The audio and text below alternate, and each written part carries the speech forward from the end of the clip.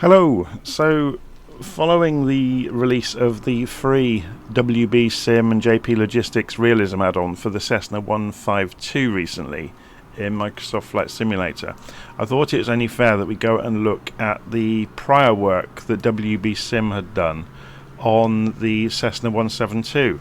So they actually created a commercial add-on for the 172, just called an Enhancement, that is a massive and wide-ranging upgrade to the stock 172 in Flight Simulator to make it much more like a real-world Cessna 172. So if we go and scroll down, you can see there is a huge range of things that it upgrades around the aircraft in terms of the electrical systems, the behaviour of the equipment in the cockpit. It also simulates engine wear and tear. So it's a huge upgrade that mostly is invisible to you, but you can get into trouble rather quickly if you don't operate the aeroplane correctly.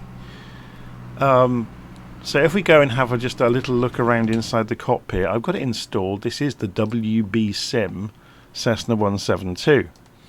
So you're going to get things like the engine gauges and things like that, the instruments shaking when the engine's running. But just having a look around the cockpit quickly before we go and switch anything on, it has state saving. So the way you leave the aircraft is the way you find it. And if you leave it in a bad state, it will affect the lifespan of the hardware in the aircraft. You'll start to get things degrading. Okay, so there is hidden interface inside the ADF instrument. So if we go and power the aircraft up, turn the batteries on, okay, and we're not actually going to start the engine, we're just going to have a very quick look at this today. So we'll go and turn the avionics master switches on. We don't need the alternator on. So if we go and have a look inside the ADF, if we turn the volume knob all the way up to max, we can then click on the screen, which exposes the hidden panel inside it. So you can see suddenly you've got engine wear, fouling, oil level and LCD color, which is just a bit of fun. And then you can flick between screens up here on the left. So it shows you DME for nav 1 and nav 2 and the toggle switches for engine failures and state saving. And then these alerts, so that's they change color. So unfouling none will change to low, mid, and high, but engine wear will change color, and obviously oil level ticks down. So it's an interesting one because although it looks like not much has changed around the cockpit, a lot has changed. So the autopilot has been almost completely rewritten. So you can see on boot up it's asking us to check barometric pressure, which I'm going to go and do, and then click the baro button, and then we're into normal autopilot operation, except it's going to behave as the real one behaves. So you have to arm altitudes and arm nav, and it behaves as it should in the real world. But just having a quick look around, we've got obviously there's the engine wear is simulated now, so you can flood the engine.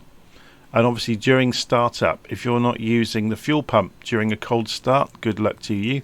And also you can during a cold start situation, you've got that risk of flooding the engine very quickly. And then if you foul the plugs, you're going to have to get the engine running and run the engine, leaned out on purpose for quite some time to clear the plugs again. So it simulates all of that. The transponder has several fixes around the VFR modes. The ADF has fixes around multiple frequencies. Also, the active NDB name is shown on the screen of the ADF.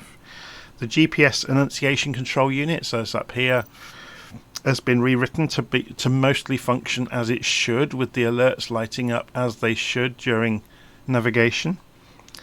The autopilot, as I said, has had a massive upgrade. So it makes a huge change that it's entirely predictable in how it behaves. But if we just go and have another quick look at the the list of fixes. You get, proper electrical modelling, so you get voltage drops, you get the wear and tear on the instruments, so just the vibration wear and tear of wires fraying. So over time you're going to get instruments failing. It's really, really interesting.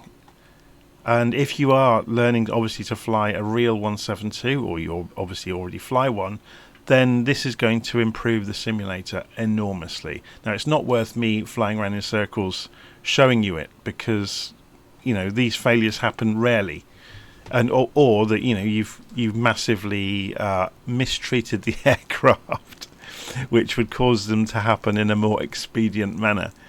But yeah, so it does cost money. So it's £15, which is about what, $18, $20. But I think it's worth it. If you want the Cessna to behave like the real thing, and you want the autopilot to behave like the real thing, then it's absolutely worth it. So anyway, I'm going to leave it there. It's just a very short video to show you it, and to show you that this add-on exists if you weren't aware of it. And this was the prior work done by WBSim before they moved on. I'm stunned, to be honest, that the 152 add-on has been released for free. I thought it would have been commercial, but there you go. Because this one doesn't have a tablet, for example, so it doesn't have the option of switching things in and out. But then the 172 was quite fully featured anyway in Flight Simulator. Anyway, I'm going to leave it there. It's just a really short video today, just to walk you around some of those improvements in the WBSim 172 add-on for Flight Simulator. Okay, I'll speak to you again soon.